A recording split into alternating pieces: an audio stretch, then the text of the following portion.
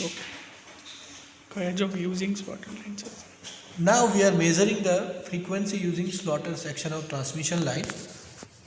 Now you just observe the slotted line section. I am changing the position along the transmission line section, and you observe the output. You will get different voltages at different location. As I am moving along the line, you will observe there is a sudden maxima is there. Then I am further moving, you have a V minima. Okay. Then again I will reach increase in the voltage. Then again you will have a V minima. Okay. So now we have to measure this frequency of the signal generated by the reflex klystron. For that we need to measure the distance between two consecutive maxima or minima.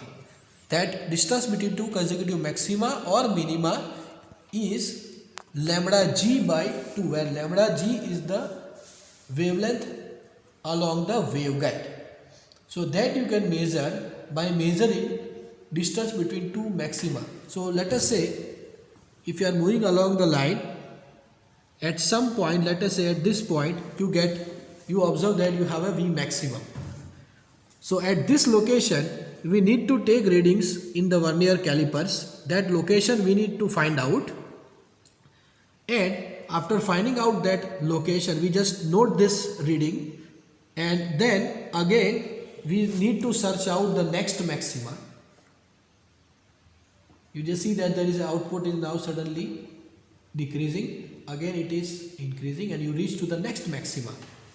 Now at this next maxima we need to note down the readings from these vernier calipers, and the difference between the two readings, that is lambda g by 2.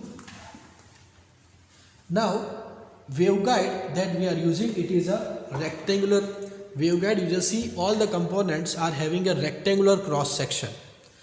This rectangular waveguide we are using in a transverse electric mode, and having the mode is TE10. For this TE10 mode, the cutoff wavelength is 2 times the major dimension. The major dimension is this dimension is the major dimension, that is, let us say small a, and this dimension is small b. So these dimensions are available with us, or you can measure with the scale. So cutoff wavelength for TE10 mode is 2 times the major dimension. So there is a direct relationship between 3 types of wavelength. One is the cutoff wavelength, that is lambda c, that depends upon the mode that we are going to propagate in our waveguide, that is TE10 mode. So lambda c is a known quantity. Lambda g, that is the guided wavelength that we need to measure from the experiment using slotted section. And the third lambda, that is the wavelength that we are interested, that is based upon the signal generated by the reflex klystron. So in fact there are 3 types of wavelength. One is lambda g, that is guide wavelength, another is the cutoff wavelength, and lambda, that is the signal that is generated by the reflex klystron. So the relationship between lambda g, lambda c and lambda is provided in your manual. Using that relation, we will be able to find out the lambda, because that is the only one unknown quantity. Lambda g from slotted section, lambda c is from the mode pattern, and lambda you can calculate from that expression.